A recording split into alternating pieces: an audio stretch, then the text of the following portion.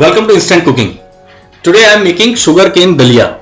For this we need 100 grams of broken wheat, cardamom, cinnamon, clarified butter and sugarcane juice. So in a pan, take 1 teaspoon of clarified butter, let it melt, add a small piece of cinnamon, add cardamom for flavoring,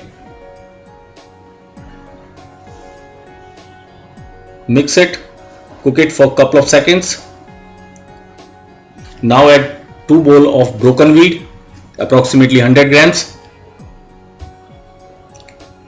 and let it roast for 2 to 3 minutes on medium flame. Stir continuously. So I am roasting it for approximately 5 minutes.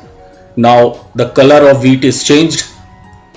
So we will proceed further and add 1 glass of sugarcane juice.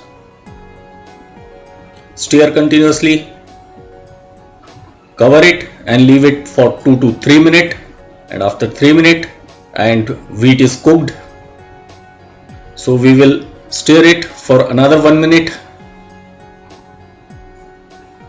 and now I'll add some more cardamom for flavoring, 2 to 3 cardamom. Mix it again and your sugarcane dalia is ready. Thank you.